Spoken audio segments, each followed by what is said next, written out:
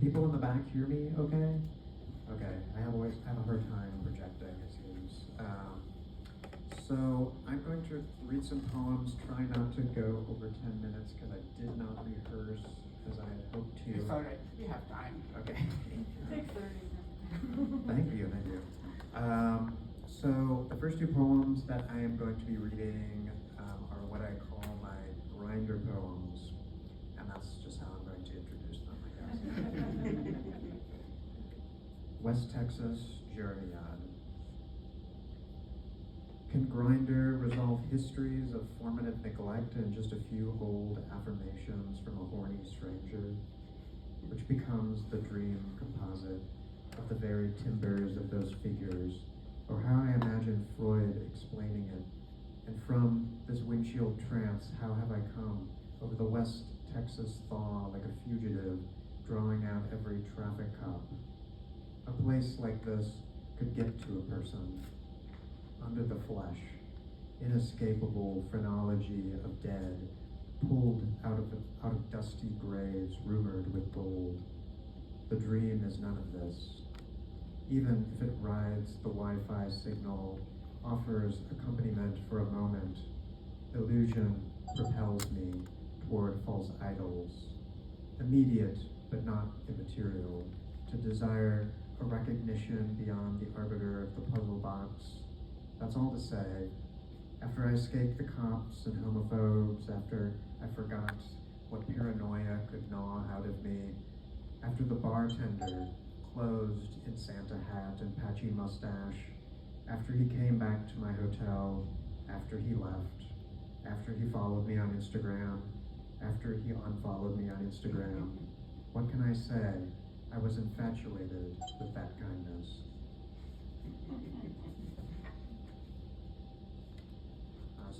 The second poem is another grinder poem, but it was written a very different way. When I lived in Houston, I would drive. There was a period of time where I would just get in my car with some coffee and just drive around the city. In Houston, if you've ever been there, has a particular kind of vibe. And these poems kind of came from that kind of harsh urban landscape. Reptile sonnet.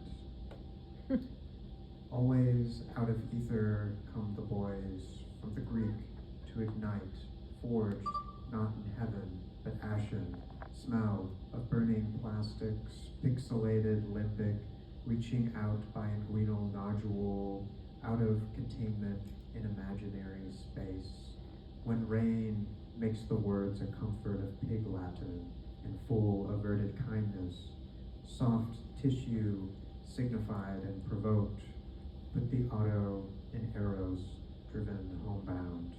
Wipers squeal at the fallen sky. The dark always gets in the way. Seasons of words constellate around the meeting of two GPS points.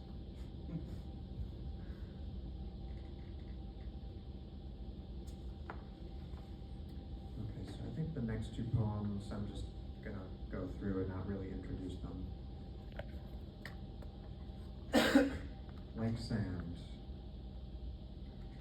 All the contraindications come out like sand, the salt that collects around the failures to weigh, condensation of seaside nights, coiled up together in the sand, in the salted algae musk.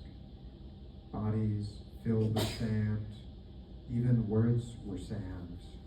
Loose hands, the squeezed shoulder, sand, a dried Promethean clay, an unspoken film screen. We watch in place of the ocean that threatens inside our throats, suck of tide. There will be no more swimming, only mud. The contraindicated beer mud on the floor mats, the piss mud on your pants, the mud as you spoke, threatening to return to mud, the mud that quickens with struggle, mud in the shape of eyes and hands tracking you, carrying you into moontide, these mud houses.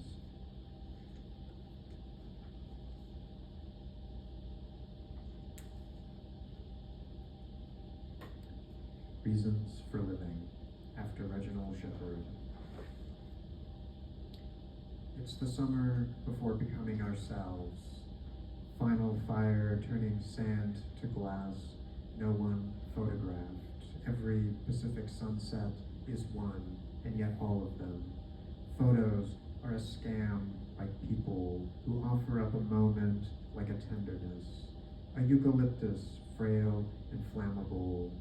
Old growth, clear cut, no clean rain, nobody, just a stone swallowed in us forever thing, evades us every day except for that day.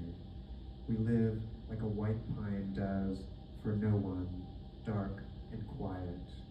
One grew through my belly, paralyzed and not myself. Was I a tree? Was that the reason? A tree might be a reason. Its silhouette even.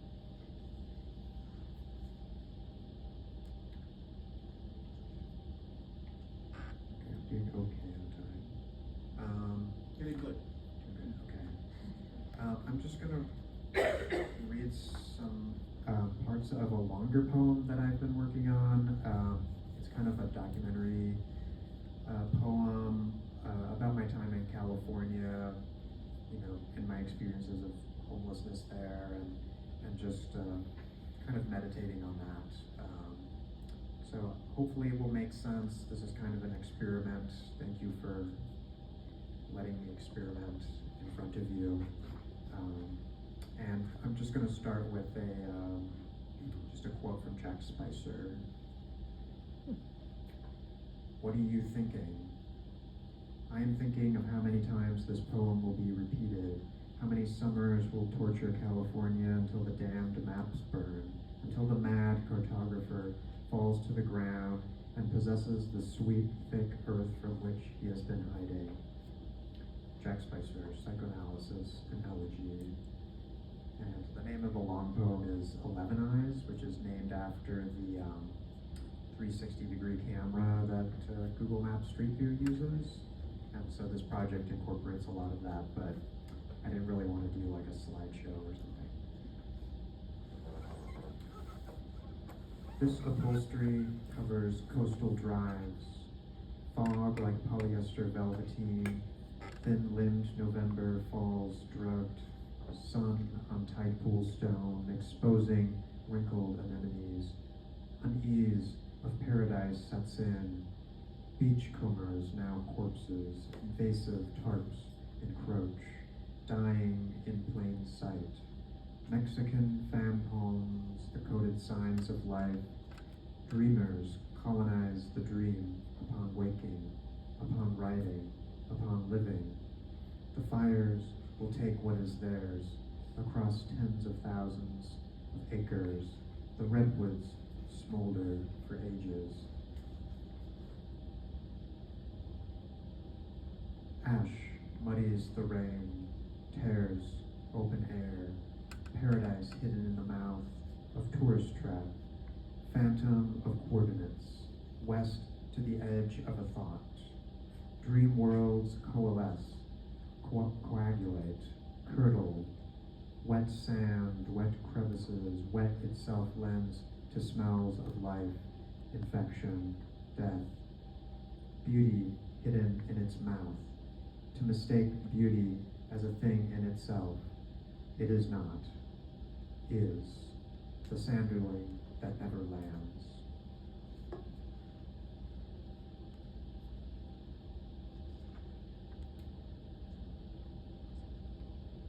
I permeable to a wounded world, to one end to myth, its perennial trapping. I, mythmaker, cartographer of grief, how I wish to buffer the hum of Pacific, to fill a liminal space of bright sand.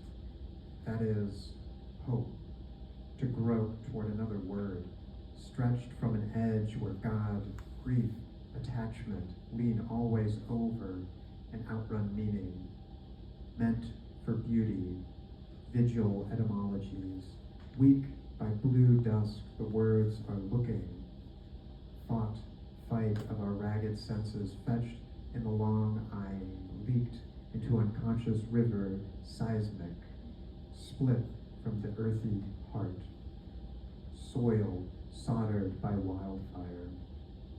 What I cannot say is the feel of living, of its fleeting.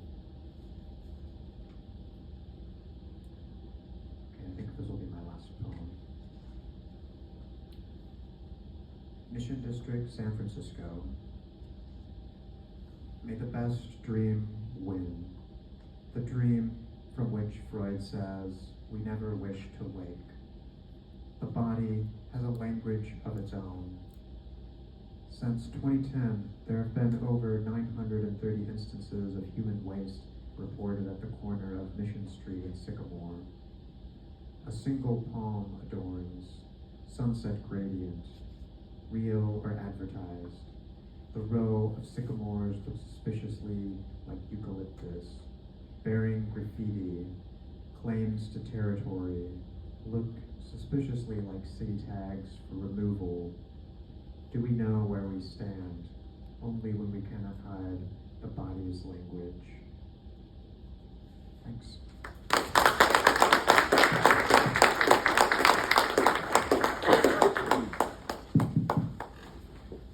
It's my pleasure to introduce Colin Bishoff. He is from Georgia. He spent a lot of time in Athens before he studied at the University of Georgia. So this is home turf.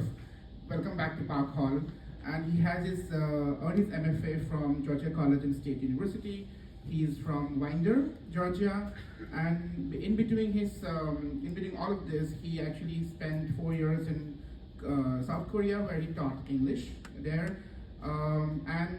Colin writes about the South. Colin writes about Georgia. I read Colin's work and fell in love with Georgia once again.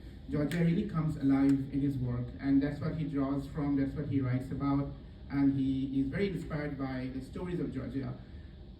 Welcome, Colin.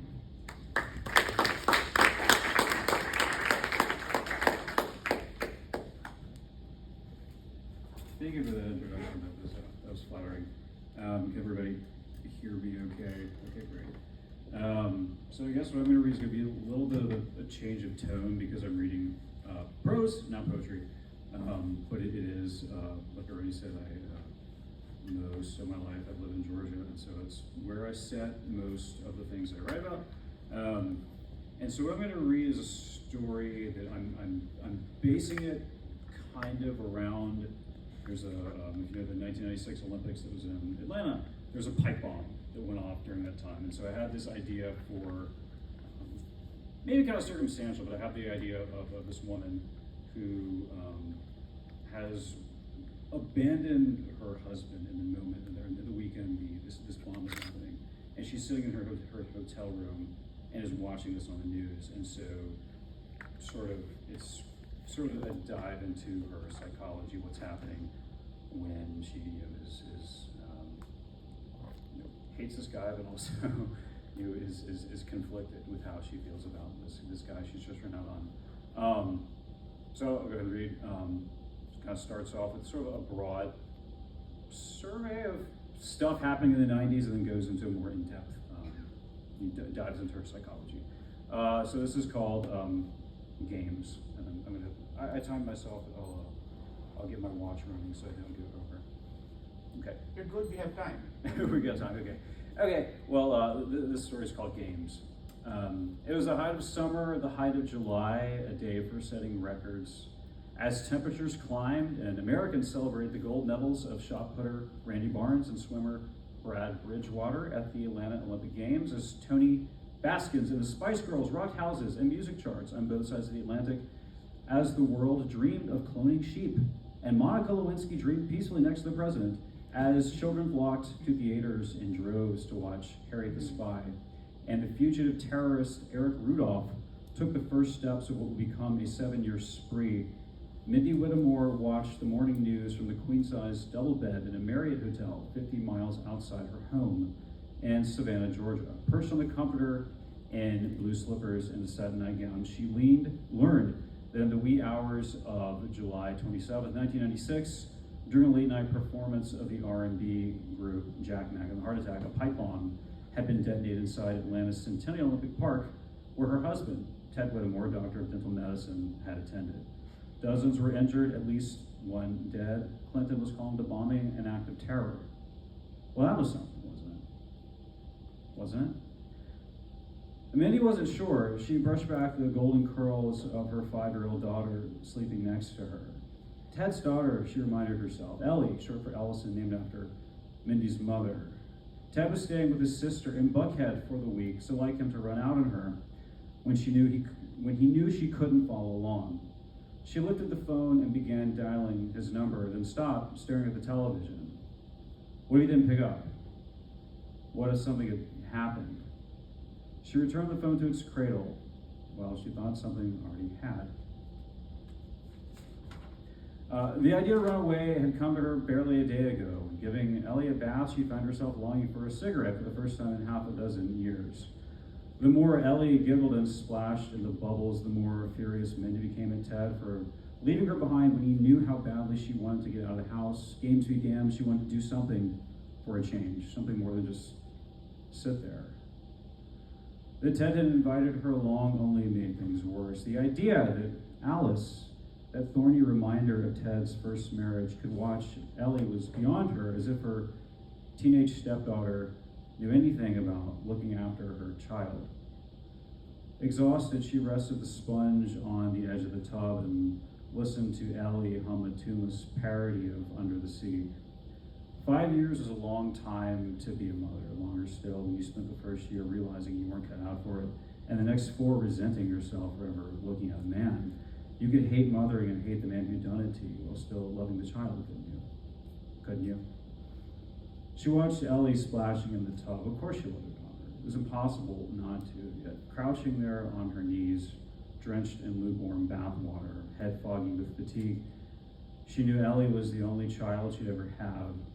She looked through the second-story window of the house she and Ted had built together, viewing the manicured lawn, the blue-green swimming pond, the pair of stiff maple trees between which, just outside her line of sight, their bull mastiff Samson would be resting his massive head between his forepaws, pink tongue lolling on a pile of drool. It wasn't that she was too old for another child, not yet anyway. 34 was still young, wasn't it? Quite young, Ted said from the other side of 50, not that his opinion counted much these days. It was more that she realized she had no more room in her heart for what other women called the maternal instinct, no more room for love. Not since that afternoon 3 months ago when she'd taken lunch to Ted's office and found him in the break room with Cora, his hygienist, and their choir director, the noses pressed together and their hands nearly brushing as they perused a spring edition of Southern Living. I noticed she stood in the doorway and watched for God knows how long, startled at the way the air seemed to hum and sizzle around them, chemistry so catalyzed it sparked.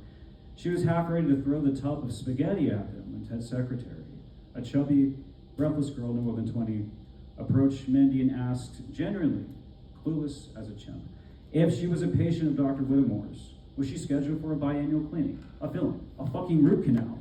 Mindy nearly shouted in the girl's face. A mistake, she told the girl, a misunderstanding, a joke. It must be hard for other women, she conceded, staring at the television. Nearly 100 injured now, with more on the way. She might even take some pride in the fact that she'd married a man like Ted.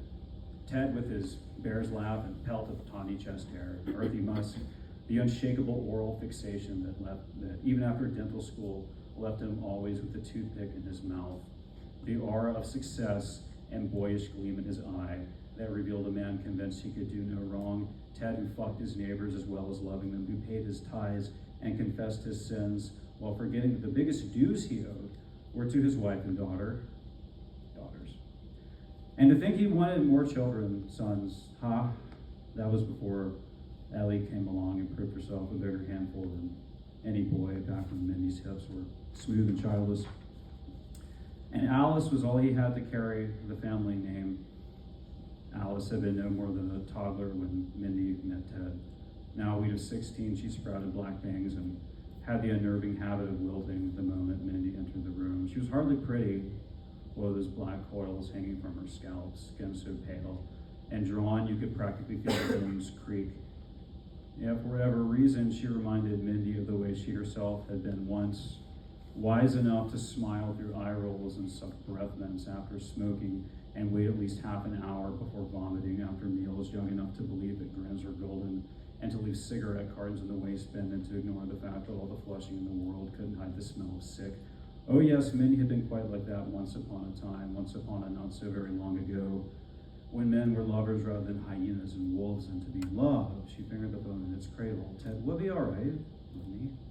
To be in love is to be swept from your feet on some isle in Europe, carried over dunes in your wedding dress, and planted ass first into a clump of pampas grass. Some hope that, some joke, something. Trying not to think of her husband, Mindy brushed the curls from Ellie's forehead and gently pried her daughter's thumb from her mouth. She still sucked it daily, a habit Mindy had tried to break her of and which Ted found constantly annoying. It was part of what she liked about Ted, how he seemed to enjoy tormenting her rather than caving to her wishes.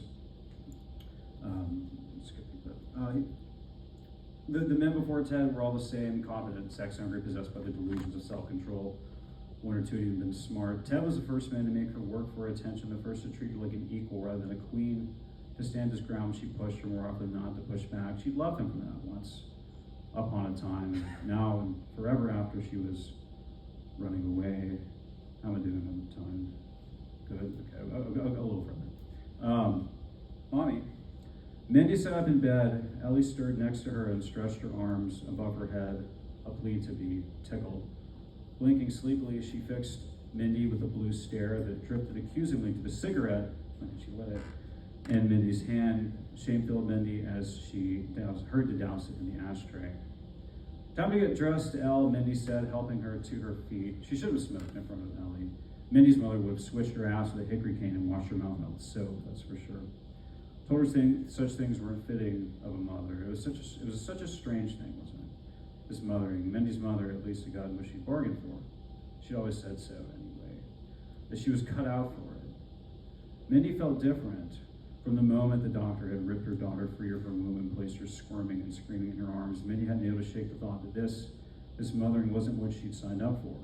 That mothering was the thing she wanted least in all the world. It was a bit like this god-awful heat they were having, sudden, intense, overbearing in its warmth. It was a heat that frightened her, wasn't it? She helped her daughter peel off her night clothes. God damn it, yes. The heat that was the bitch. When's Daddy coming? Ellie asked later when, calm but naked, she sat wrapped in a towel on the edge of the bed. Running a hand through Ellie's curls, Mindy opened the suitcase and unrolled the mismatched bundle of cotton outfits. She selected a pair of green dungarees and held them up. Put these on, Elle, she said, waving them invitingly. Ellie studied the clothes eyed the clothes skeptically and shook her head. Birthday suit, she screamed.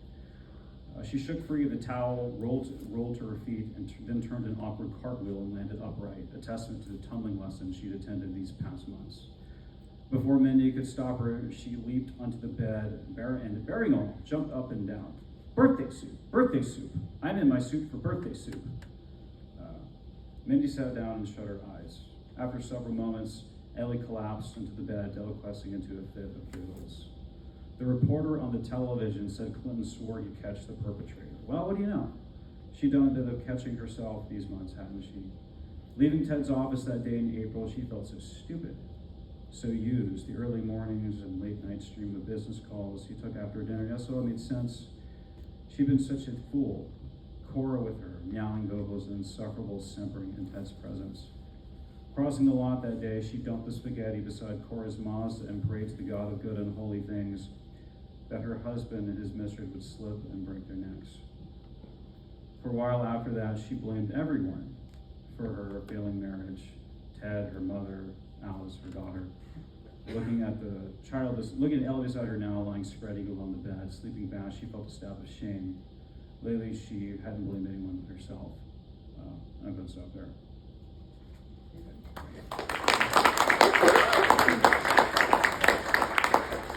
Thank you, everyone. Thank you, all of you, Colin, Erik, and Jeremiah, for this wonderful reading. I have a few announcements, but I just wanted to say something before. I'm so happy we're doing this, and it's really wonderful to see all of you. when I was doing my master's in India, I used to write a column for a newspaper, and I used to often talk with the editor of what kind of a nature the column used to be. It was about books. And she used to say that we should think about local, global issues with a global outlook. And we should have local and global conversation about books. So it was too long, so we started saying local. So I think in so many ways our program represents the local spirit, global as well as local. We have someone from Georgia, we have someone from Texas, we have someone from Nigeria here, and it's really, really wonderful to see this incredible range of talent. Two announcements. On October 5th, we will, in the same room at 4:30 p.m., not 6, we will have visiting writer Nahid Firoz Patel. She will do a reading and a book signing. She'll talk about her writing unlikable, unpopular women characters as protagonists and the consequences you pay for it and why she likes to do that. And then on November 2, we will have the founder of Radical Books Collective, Professor Bhakti Sringarpuri at University of Connecticut. She is the owner, founder of this book club called Radical Books Collective. I'm sure we all know about Reese Witherspoon's book club, Oprah Winfrey's book club, every celebrity book club, Roxanne Gay book club. But what is happening with, or because of this, is that there is a kind of over-privileging of books published by corporate publishers. Books that are very conventionally told, which sell everything in a very consumable way. So Bhakti, my friend Bhakti, was very worried about this, and so she started this book club to support indie publishers, university presses, writers who work with small presses, poets, and writers who are radical. So she's going to talk about the D word in American publishing, and what are the problems associated with it, and what Radical Books Collective is doing that. So please come here, November 2nd, again, 4:30 p.m. Thank you so much all for coming. There's food here. Eat them, take them home. Don't forget about Susan Power's reading. Yes, thank you. Thank you so much. We also have, this is on September 21st. September 21st, we have Susan Power's reading, who is going to release her new novel. There'll be a book signing as well, and it is happening here in the same room, probably at 4:30. Yes. Thank you so much. And as I said, hang around, let's talk to each other, and please eat the food, take the cookies, they're really nice. Thank you.